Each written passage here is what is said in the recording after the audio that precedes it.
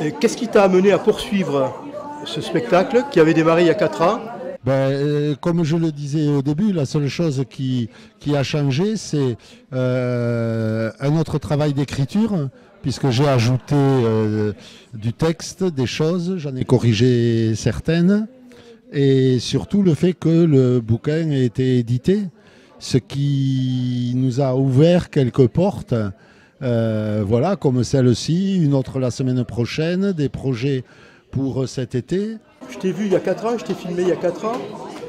Qu'est-ce qui a bougé depuis là? Parce que je trouve que vous avez épuré votre prestation.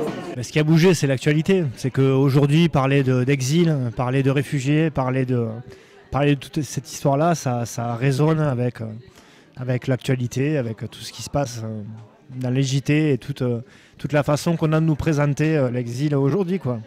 Et que forcément, cette dimension-là de l'actualité, elle nous fait envisager les choses autrement, y compris dans l'interprétation musicale.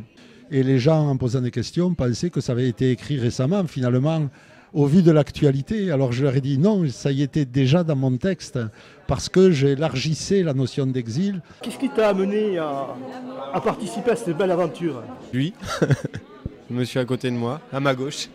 Cool. Comme par hasard. Et en plus dans cette pièce, c'était plus l'effet coup de poing dans la gueule, tu vois, c'est presque Domingo, quoi, quand j'ai relu le livre il n'y a pas longtemps d'ailleurs. Ça doit être le seul mec à qui j'ai envie de dire merci pour m'avoir mis ce coup de poing dans la gueule. Et ça m'a vachement accroché de suite parce que ça m'a fait penser surtout la musique sur un autre plan. Nous, en l'occurrence, avec El Comunero, on chante des vieilles chansons, des vieux textes qui datent des années 30-40. Et il se trouve que sans les traduire, sans changer une virgule, le sens, il est encore pertinent. Enfin, il redevient pertinent. Ouais. L'histoire bégaye, ouais, malheureusement. Ouais, on a du mal à retenir les leçons du passé. Ouais. Exilé, déraciné, dépatrié, desterrados, arraché à sa vie, arraché à sa terre, arraché à ses souvenirs, arraché à son enfance. Je suis tous les exilés de tous les exils. Je suis tous ces hommes. Je suis toutes ces femmes. Je suis tous ces enfants. Je suis tous leurs visages. Je suis leurs images. Je suis leur histoire. Le passé, on veut toujours le faire passer par pertes et profits. On veut l'enfuir loin, profond. Mais le passé, si tu ne le regardes pas en face un jour, il te pète à la gueule. Je suis aussi cet homme qui s'en va avec sa valise dans la mer jusqu'à s'y noyer, en criant joyeusement « Je rentre à la maison, les mots ils fracassent !»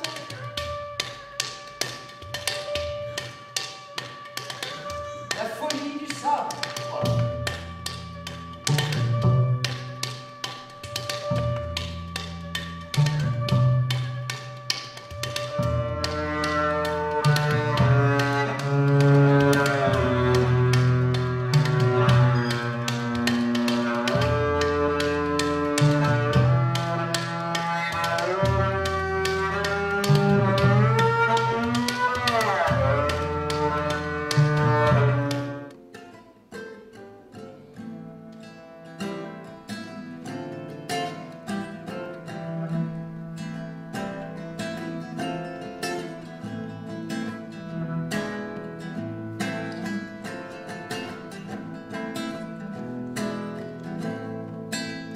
Misma pena infinita,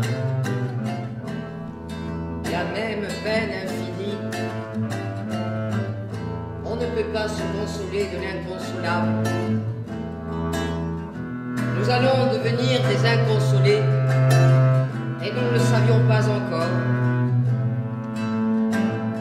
Nous qui passions la naille on pressentait seulement la profondeur du vide qui s'ouvrait devant nous, devant nos pas. Et notre seul secours, notre seul recours était de marcher, de continuer à marcher, de toujours marcher. A caminar, siempre a caminar, desterrados, déracinés, sûrement oui, mais on découvrait aussi que l'important autant, peut-être plus que les racines, c'est le chemin. Ce sont les pas qui creusent la route. Les racines, elles sont là, dans ce chemin qu'on invente à chaque pas pour construire notre présence au monde, notre présence à l'autre. L'exil, ça apprend ça aussi. Je suis la mémoire qui résiste à l'oubli, qui refuse l'oubli et qui dit que l'histoire n'est pas finie.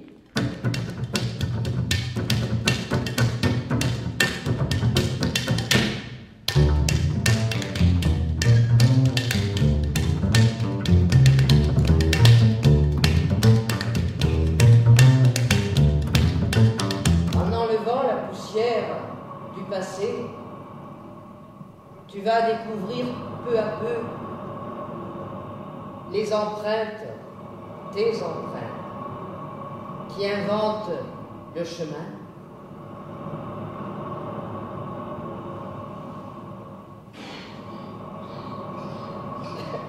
Je ne les vois pas, mes empreintes. No mires nunca solo con los ojos.